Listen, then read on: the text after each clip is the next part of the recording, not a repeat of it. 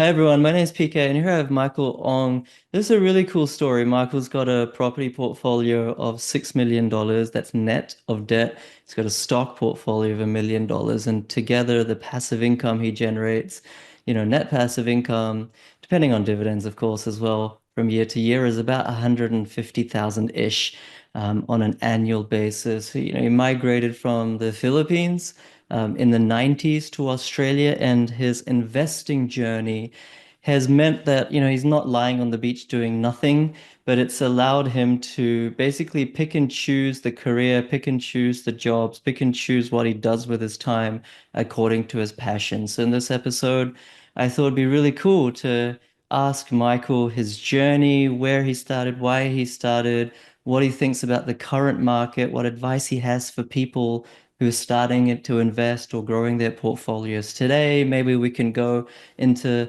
some of the more macroeconomic influences that are going on in the world right now, obviously from Trump in the US to perhaps how the US dollar is faring down to our local economy with, different let's say, Labour government versus the coalition's economic policies. We're not going into politics, but we're going into economics because Michael is extremely well educated and widely read and has really interesting perspectives. He's a very active community member in our Facebook group, Australian Property Mastery with PK. And I asked him to come on this because I thought he always has really valuable contributions. He's not a client of mine, but I think he will deliver a lot of value to the community at large. So thank you, Michael, for making time. I really appreciate it. Most welcome, and thanks for having me, PK. It's a pleasure. Well, I mean, let's start from the start. Before we hit record, you said you migrated from the Philippines. You have Chinese ancestry. You've migrated into Australia in the 90s, with nothing really in terms of financial base. What was that like, and what was the kind of motive behind the move to Australia?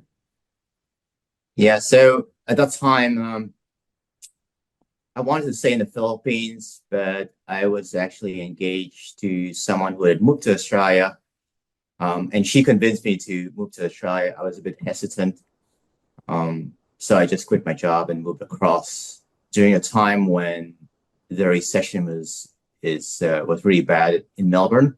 There was 17% unemployment, no jobs. But I was fortunate enough to land several job offers when I arrived, and I just worked my way up. And next thing you know, I was heading logistics for a large global company by the time I was in my mid 20s. I got into property because I noticed that all my workmates back then in the 90s, they were just buying property. They were sharing houses and buying property, and we didn't have the same internet capability back then. So what I used to do, I used to go to all the open houses, and I used to take note of the offers and the price, and I used to track them very manually. So I had a whole collection of these brochures you get when you do open houses, and that's how I track property. And I realized there was a trend within the suburb I was living in Melbourne, which is Armadale. I was renting a house there. And I put in a few offers in my 20s, and I was always an underbidder because I was a little bit too scared. Then I moved to Sydney, so the company offered to fly me back and forth. And when I landed in Sydney, they used to put me up in Manly Pacific, overlooking the beach. And I thought, I found my home. This is where I'm going to live the rest of my life. Watching people, healthy people running across. And when I transferred to Sydney, my boss said, Michael, just buy a property.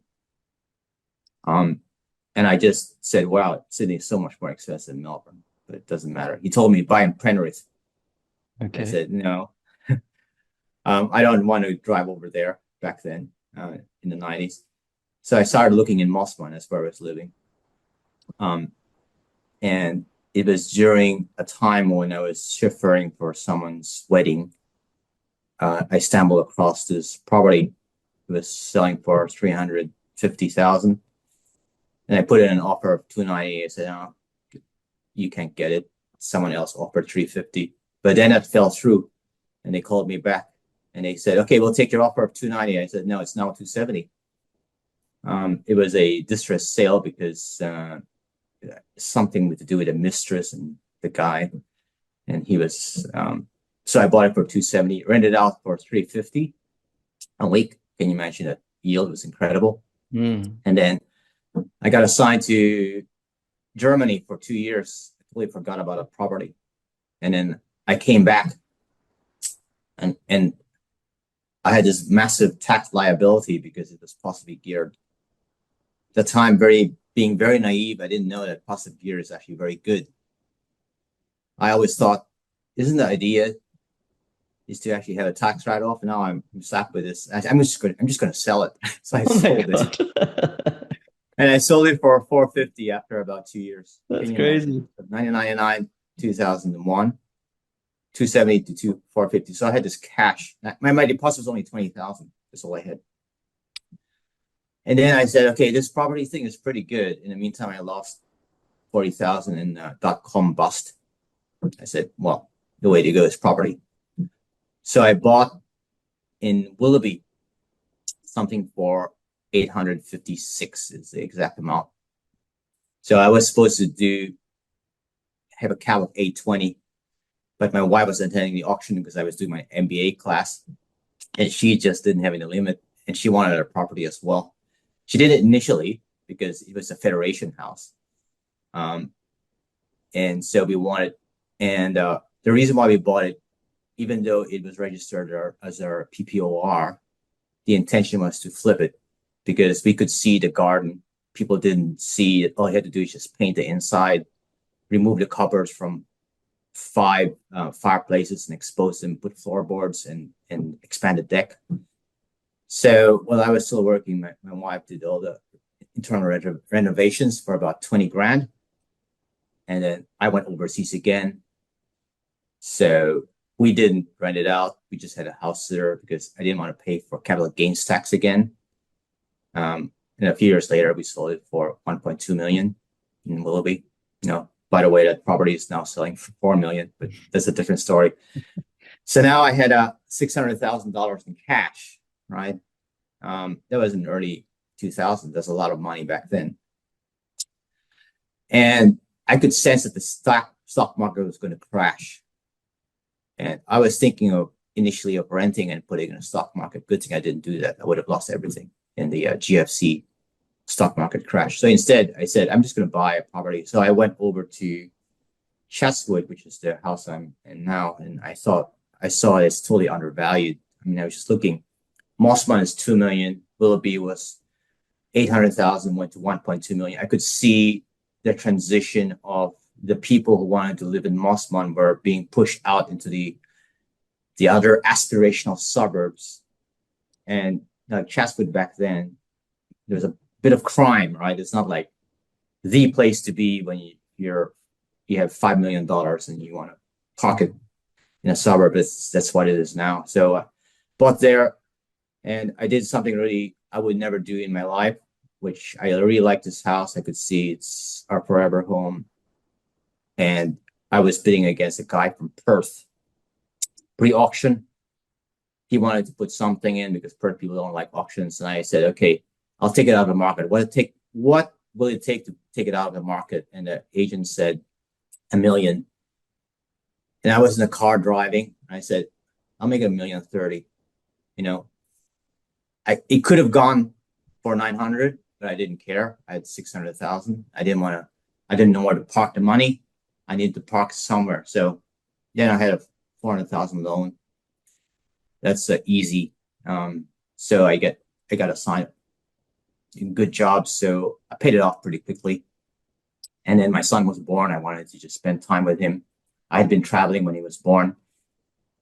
And he had a problem with his feet. So he couldn't actually walk until about 2 years old. So I said, okay, I'm going to spend a lot of time with him, teach him sports so he can play with the kids. I had visions of him not being able to assimilate in school because of his club feet.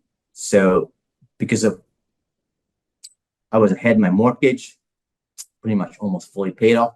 I took 2 years off, and I became a home stay at home dad, teaching him soccer. And he next thing you know, he's a phenomenal athlete, and he made it to um, the National Premier League club.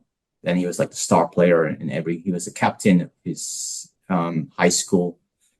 He could do anything, but because of his club feet problems, eventually he had to drop out of soccer, and he switched to tennis, and he did really well in tennis. So he pushed it. He was winning 2 years above his age group, but then also because of his ligament problem, he had to drop out of sports. But even though he was phenomenal, and he got into business, which he's making a lot of money now. He'd be, I would say, a top 1% earner right now. He's only 20 in university from his business. But I look back and I go, if I didn't invest in property, my life wouldn't be where it is right now, because I had so much capacity to do anything. I wasn't struggling. I didn't have to get any job. I only did jobs that I wanted to do. I became a consultant, so I did interesting projects that paid well. And if it didn't pay well, I could just write it out and just live on my savings at that time. And at the same time, because of the success, I made a very big mistake in my life, which I thought, because property I bought at 1 million was now like 1.5, 1.6. I thought, this is crazy. This can't go higher. 15 years ago, this was 500,000. And now Chatsworth is like 2 million. That is crazy. So I totally stayed out of the property market for 15 years. I was cashed up. I even did a renovation, paid cash, bought cars. Everything was cashed. Right? Can you imagine sitting on 500,000 between 2010 and 2023 and more than that, and not buying property? And then I saw your video, PK, during COVID. It's nothing else you can do except watch videos. I go, is this guy for real?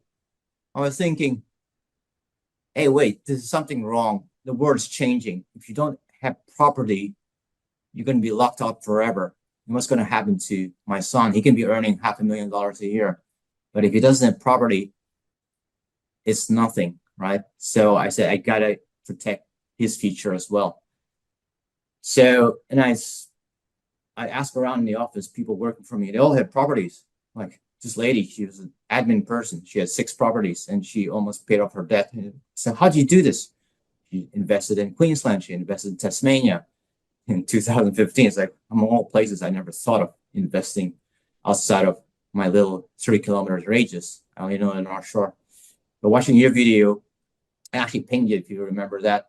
And I said, you can't do things online. And you sent me about 10 websites that you could do and research, and you could do everything online, which I did. So I bought in Central Coast, like after 1 month of actually joining your group. Then I read about, I was looking at your YouTubes about Armadale in Perth.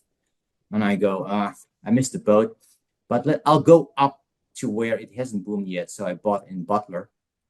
And that was really funny. It was about exactly a year ago. So there was a US investor who had bought it when the dollar was parity with Aussie dollar. So he would have lost money. And he was, I think that person was actually wanted to get out and sell it when the dollar was still 70 cents, right? So he was losing from a foreign exchange. He was based in New York. And I was a cash buyer. So I told the real estate, I was pinging all these in real estate. What I do is I actually flag all the properties I'm interested in. I track them. I actually look at the actual sales, right? And I go, hey, there's a trend here in the northern beaches of Perth. And when I saw this come up, it was a Friday evening. I actually sent a message via real estate to the agent who happened to be inspecting the property at the time. And he called me back within minutes. And then within minutes, we were doing a video interview, inspection, and I liked the house, and I said I'm going to give an offer. So he said initially it was 650 above, and I go 651, and he said he put it about to the vendor, and he said no, you got to go higher. Okay, 652, and the vendor goes 690, and I go, I have another property, which is true. I'm looking at Tasmania. I'll let you know. And he said, okay, so um, I'll close. I won't have the first open inspection on Sunday if you can actually close the deal on Saturday. He said, that's fine. I'll let you have the open inspection and I'll let you know on Monday morning. So we clinched the deal at 660, which was good because it was a 5-bedroom big house, 2 kilometers from the beach. And it had a tenant of 610 a week. And as soon as we settled, flew over there in last year in around April this time. And then he actually offered, said, I have a buyer if you're keen, I can buy it off you 780. Says no. And then so I kept that, still have it. And the property manager said, look, it's under rented. You need to increase your rent. So we increased the rent to 700. So it's now pretty much evenly geared. And I'm pretty confident because it's a solid brick house by the beach. Just going to go higher. And I can see the demographics. I look at the demographics as well. I look at who are the people moving in. These are owner occupiers, right? They are, and there's so much good infrastructure in the north of Perth. It takes you fast train. It goes 100 k's per hour into the city. You're there in like 25 minutes. Mm-hmm. The best of both worlds. So that's my journey. So now I'm looking for a third property. It's a little bit difficult because my mindset is the success I had in the past, and I'm slow to accept higher prices. In reality, it always goes higher. But that's the thing. I'm a conservative investor. Yeah. So that is my journey, and with shares, I invested about 300,000. It's now $1 million. So it's not as good as property. Nowhere near as good as property. The total money I spent on properties maybe 600,000, and net worth is 5-6 million. Versus shares, 300,000, it's gone up to $1 million. But the good thing about shares is the dividend I can reinvest. But I wouldn't suggest it to anyone. I like numbers. I can stare at numbers forever, and I can connect numbers. Not many people can do that.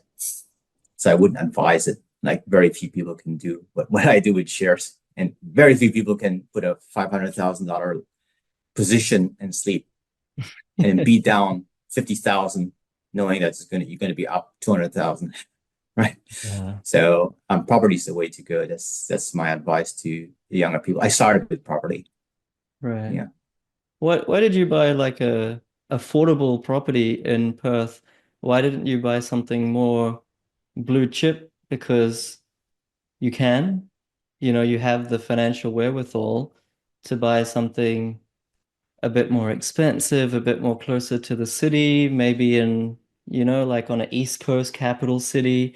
A lot of people sometimes say you should, if you have the borrowing capacity, if you have the deposit or cash, let's say, buy something as close to the city, especially like in Sydney or Melbourne or Brisbane. I don't say this, Yeah. but people say this. Like, why didn't you do that? Why did you buy something relatively affordable across the other side of the country? Yeah. So there's a few things. First is risk, right? When the higher you go, the more money you can make, but the more money you can lose because you can be buying a property for $3 million, and you might have two crazy buyers and they'll buy it off you for 6 million, but then you can actually have years of no one wants your property. Yeah. Then you'll be paying all this interest, right? Holding costs. And I'm not in a position where I can actually afford to have a very high holding cost, waiting for that two crazy buyers to outbid each other. But the other thing is, I come from middle class, and I know the middle class, right? We're all aspirational. So we all want to live in Vaucluse or Scarborough or let's say in Melbourne and in Brighton.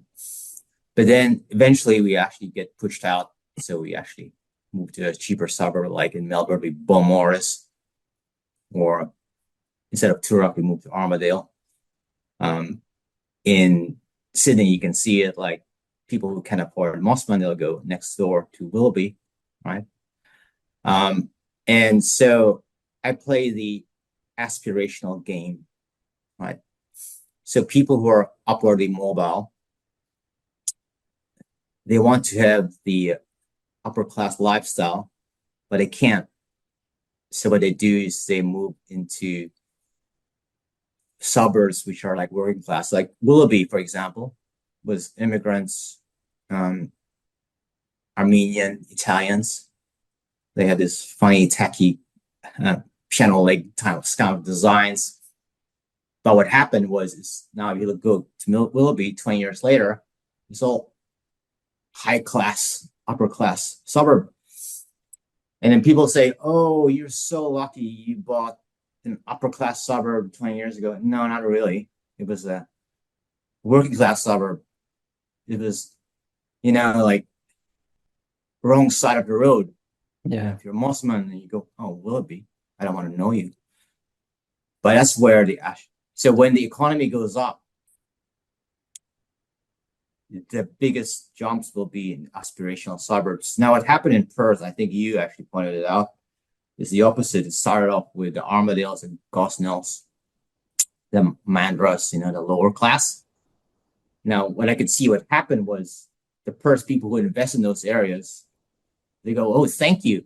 Thank you, Eastern Board investors. You just bought my property, which I bought for 100,000. You bought it, and now it's being jacked up by buyers agents into 500, 600,000. They're taking that money and then upgrading to the beachside suburbs." So I actually went to Perth and I attended, spoke to a few people. They had investments in those areas, and they're so happy because now they're actually investing in the close to the beach, right?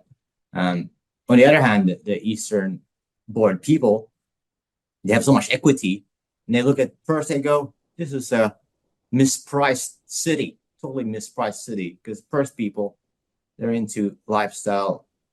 Only one person really works. They're the wealthiest people, but they don't have the same attitude as Sydney people. Let's make property a financial asset. Now, Yeah. now they're learning, because now they're learning. They're also investing now.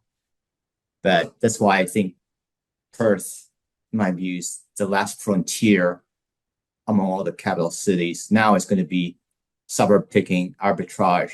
That's how to make money. It's no longer look at Perth. They're so clueless about what's happening with the property market. Let's Yeah. just go and buy them. I think they just forgot about property as an investment class for better or worse because of what happened in the mining bust. And now that spark is reignited and you're right. I think a lot of people say at the moment that the affordable suburbs, like let's say Armadale, etc., Kelmscott, etc., and Perth, are not doing so well. And I think that's true to some extent.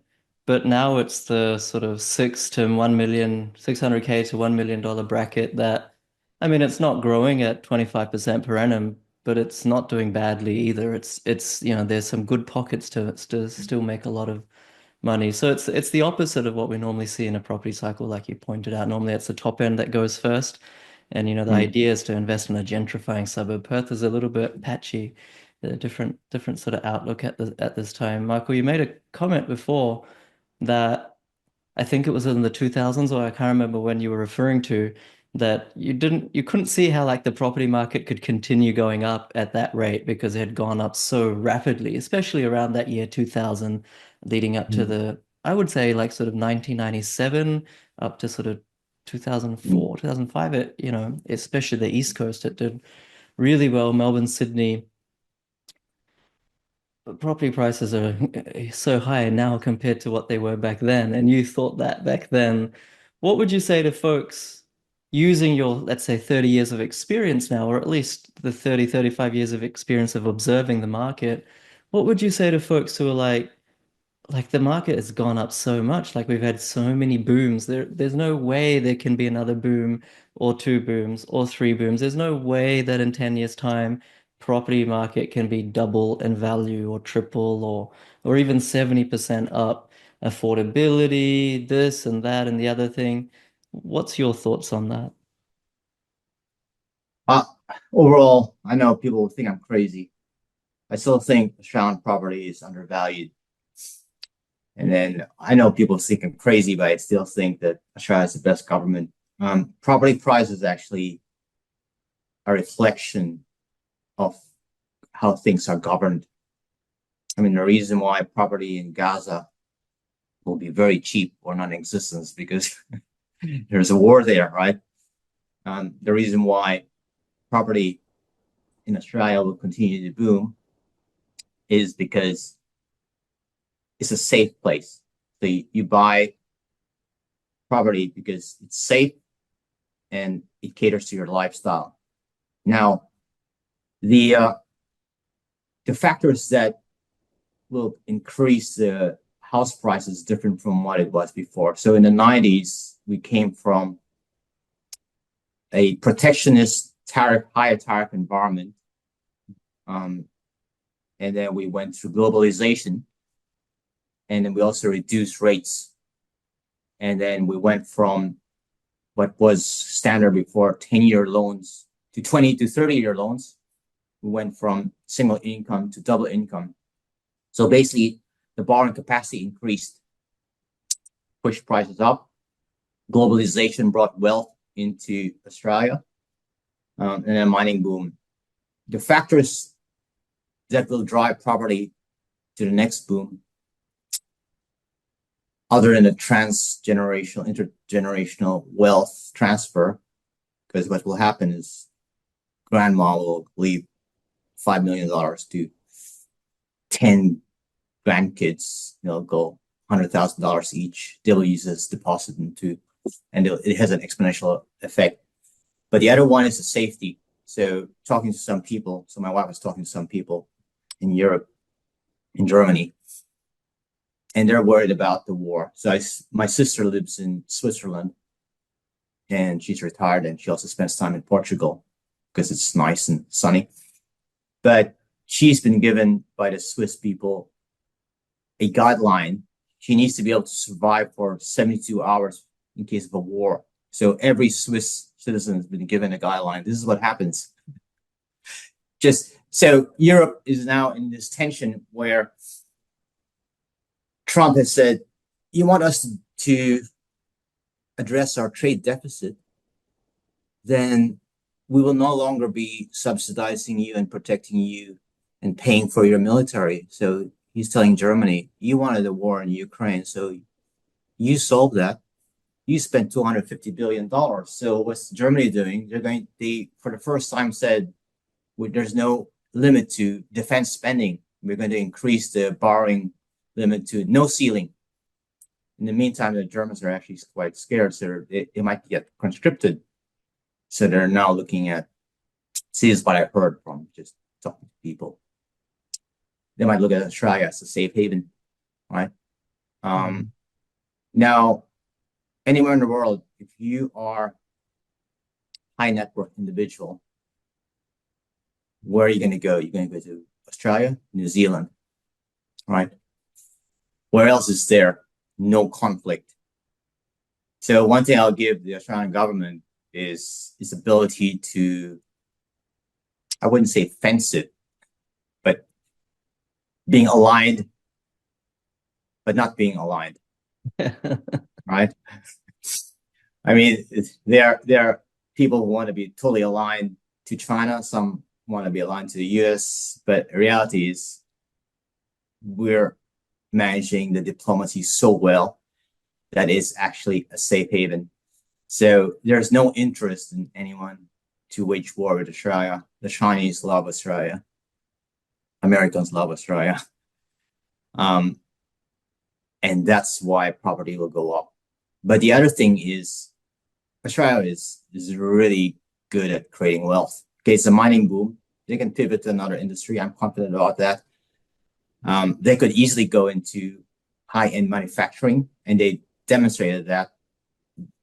South Australia is actually producing some of the armaments for NATO because they're very good welders, they're very good in precise manufacturing, right?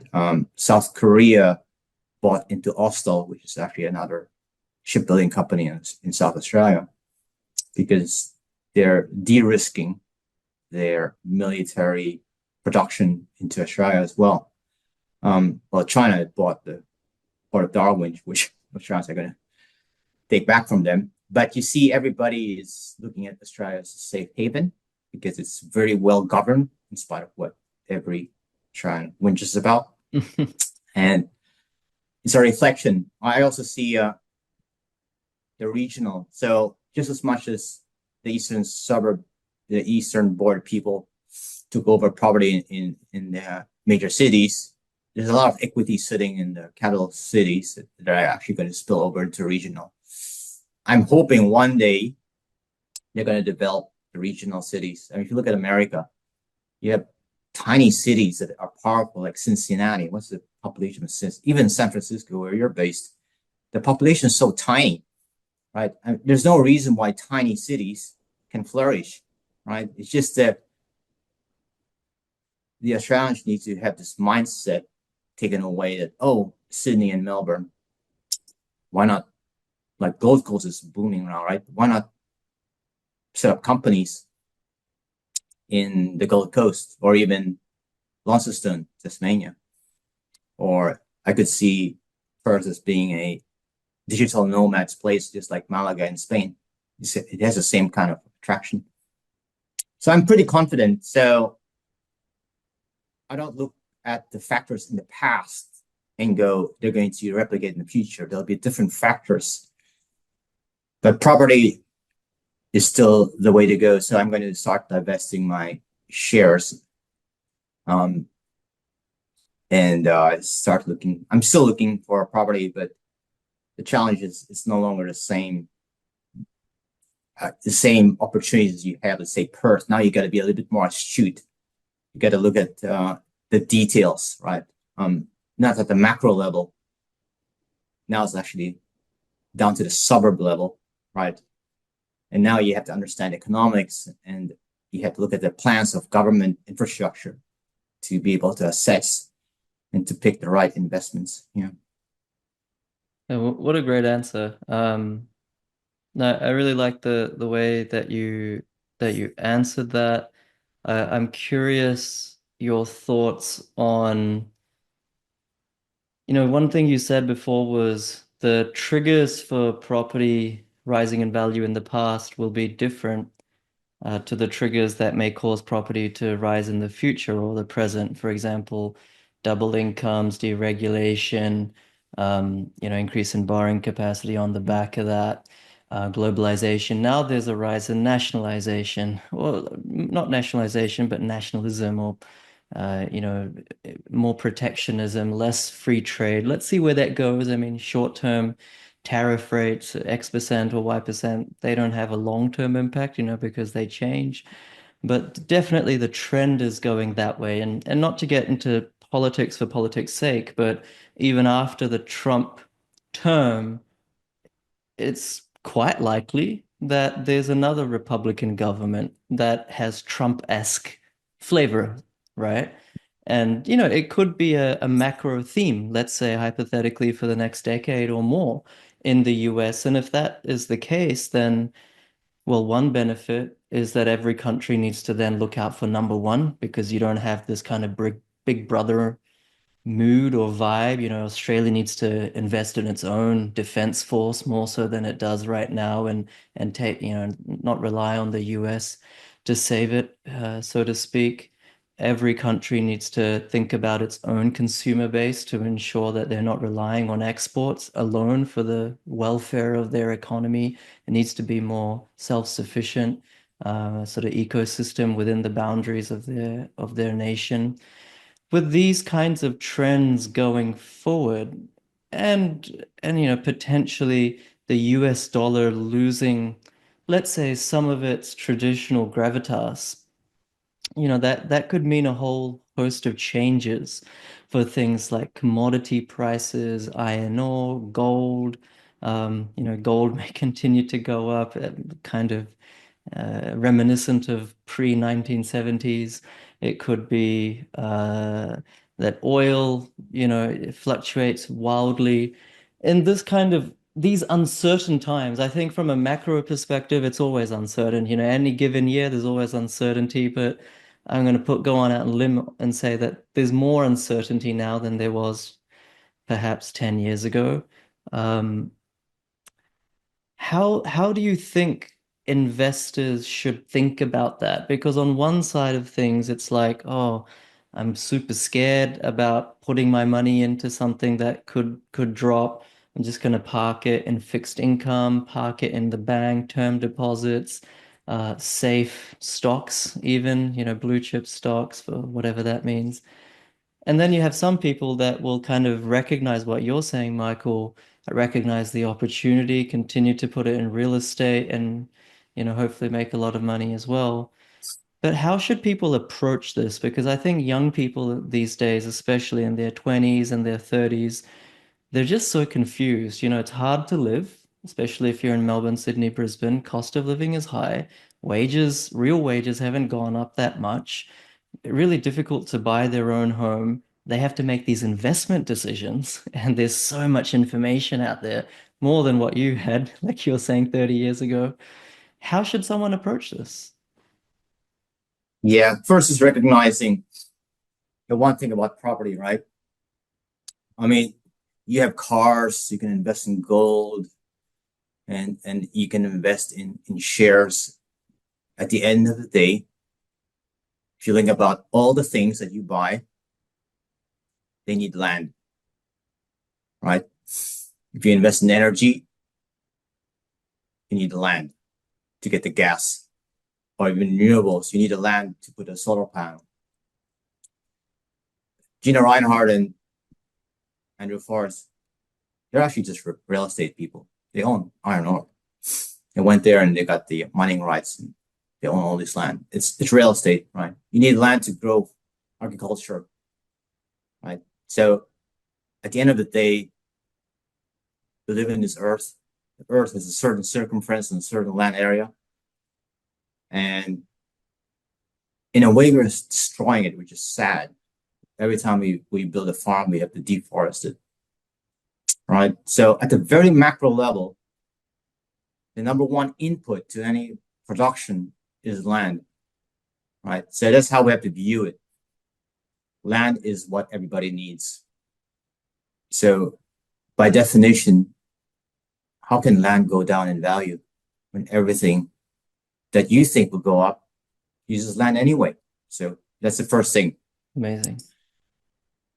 The second thing is, so income stream, right? So if you're in the top 1%, you earn $375,000 a year, right? Income.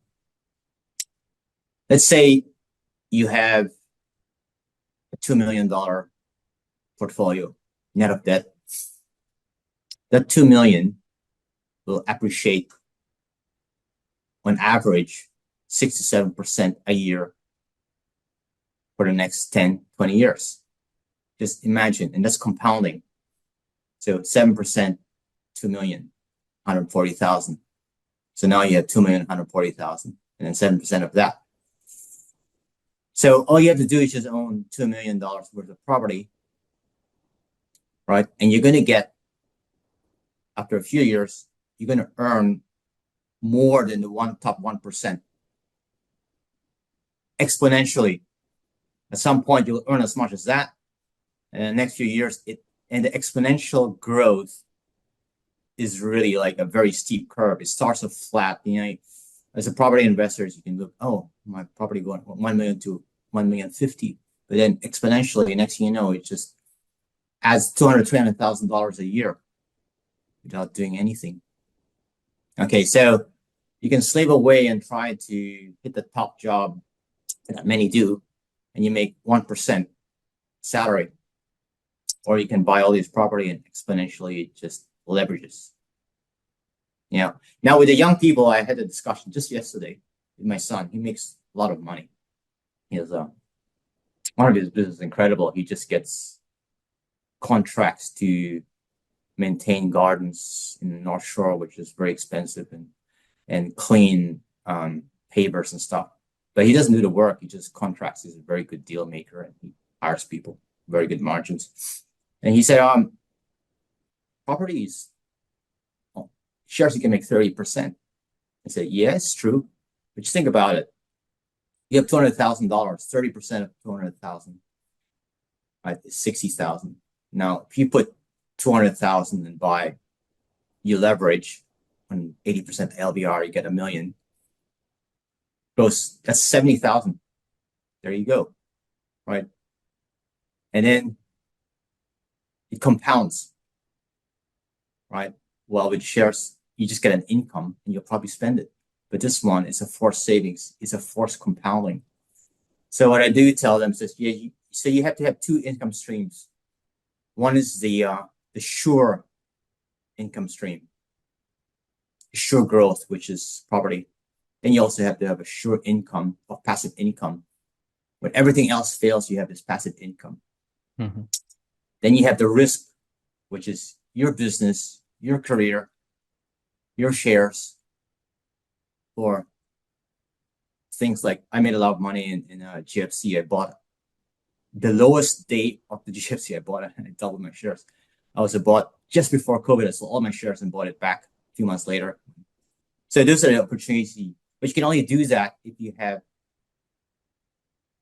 a base wealth, right? So even if it's your PPR, if you have $1 million in equity, worst comes to worst is you sell it and go and live in Armadale, Gosnell, of course. But it's the surety that you give that allows you to actually take risk in other areas. But you need a foundation. Don't just go for the high risk, because then you're just playing a casino, right? So, I mean, just think about it long term. Is there any property that's not worth more triple from it is now from compared to 10 years ago?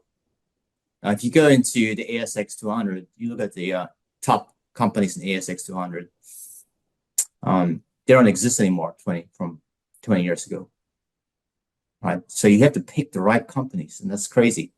Property, you can be a very big, bad property picker, but over 10 years, you're going to make money. Yeah. And that's what I say. Of course, you try to ride the boom, so you get equity straight away, and then you can invest more, as opposed to buying Perth 2010 and you couldn't do anything until 2025, right? So ideally, you're also good in timing the market. So you buy in Perth in 2021, and then you go into the next boom, and then you can exponentially expand your portfolio. Now, I didn't have that. I didn't have a PK YouTube back then. So I confined myself to what I knew, which is 3-kilometer radius in the North Shore of Sydney. It's only lately I just realized that, hey, the tools today are, okay, so the opportunities are harder, but the tools today are much bigger. So 20 years ago, you had to do what I had to do, go to every open house, take brochures, write them down, take a note of them. Now you just go to YouTube, realestate.com, core logic. It's easy. Right. No, great answers. Thanks for, making it so structured in the way you've answered it. Last couple of questions, if you don't mind, real quick. What's your plan, Michael, for the next, let's say we're recording this in 2025, your portfolio across the both asset classes around 7 million, 150K passive. Where do you want to be in 10 years' time, and how are you going to go about doing that? Yeah, so my aim is to increase my passive income to about, in about 3 or 4 years' time, to 400,000.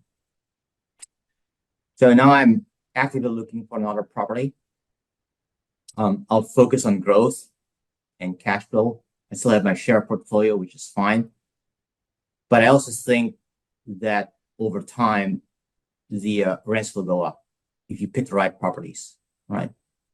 And I always have a shared portfolio because there's quick returns. But when you grow your asset base, you can actually use your cash flow to borrow more. So at some point, it should be not relying on my salary, but on my passive income to be able to leverage and to buy more. So I don't look at too far ahead. This is where I want to be 10 years from now. That's right. But I'm just focusing on the here and now in terms of what's the next property that I need to buy. That's what I'm doing now. And then once I do that, like I bought Perth, I bought Central Coast, I bought Perth, and I'm looking for another one. So every year I need to be actively looking. So for the next 3 or 4 years, I'm trying to buy a property every fiscal year. Love it. Right. I love that. And last question for me. I really liked it towards the start of the session how you were sharing how you took 2 years off and spent those times that time with your son to teach in sports and so many other things I'm sure as well. I think that really caught my attention and respect as well.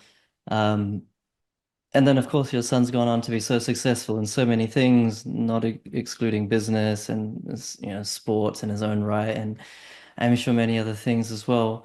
A selfish question from me. My son's 6 years old. What sort of advice do you have to give to a dad on how to raise, well, sons or daughters, or but all-rounded folks. Folks that are um, following some sort of passion. St as a father, stoking or fanning that spark. Any words of wisdom from you?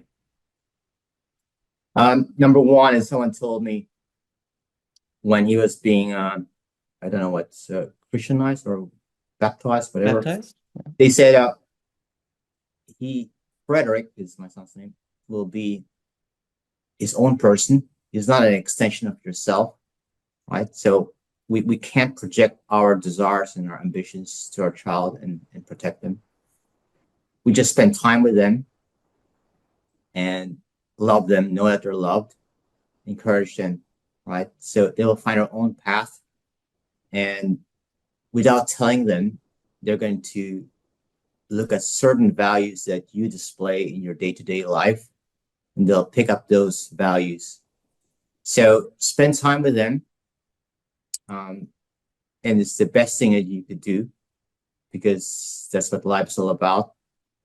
As you progress, as you get older, like myself, it's all about the legacy you leave as opposed to achieve. You move from achievement-oriented life to a legacy-oriented life. And that's what I want to do. I have more joy seeing the success and the failures of my son. I don't intervene. I have opinions, but he doesn't want to listen to my opinions of what I've done in my life. He just wants me to listen to him and his achievements. So in a soccer field,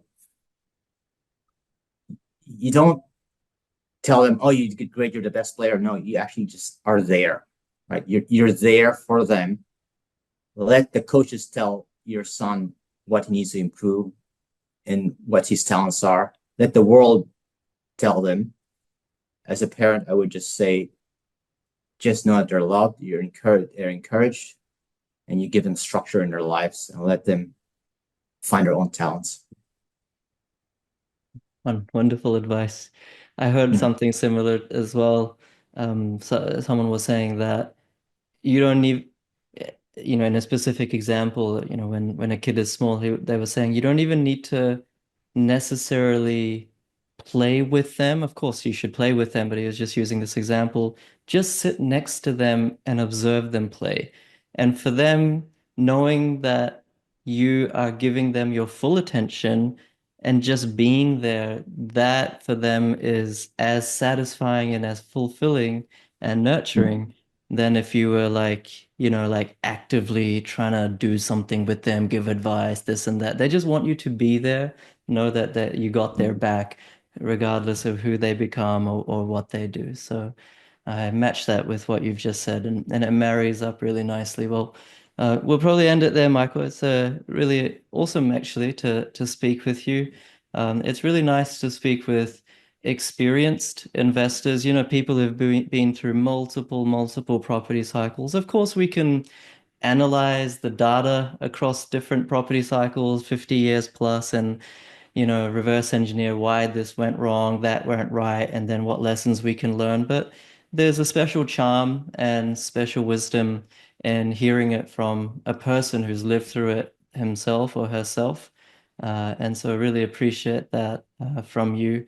And I think you're very balanced. And for anyone who's watching or listening, you know, these Facebook group that we have, Australian Property Mastery, it's got like some fantastic people like Michael, and you should really, reach out to them or at least ask them questions, on the Facebook group because there's kind of, like you said, 20 years ago, 30 years ago, there was very little ability to connect with those who are further along the path than you. We're very fortunate that we can connect with people like Michael. So make the most of it. Thank you. I really appreciate you making time, and yeah, hope to meet you in person one day too. Yeah, me too. Thank you very much, PK. All right, thanks, Michael, All and right. thanks everyone for watching or listening. Hit the subscribe button, hit the like button, and share it as well. Maybe share it with people who have differing views. Share it with people who are kind of on the fence on property. Share it with people who are very uncertain. Michael's positive and even-keeled disposition, I think, will really benefit them. Thank you for being part of the community, and thanks again, Michael. Thank you. Cheers. Bye.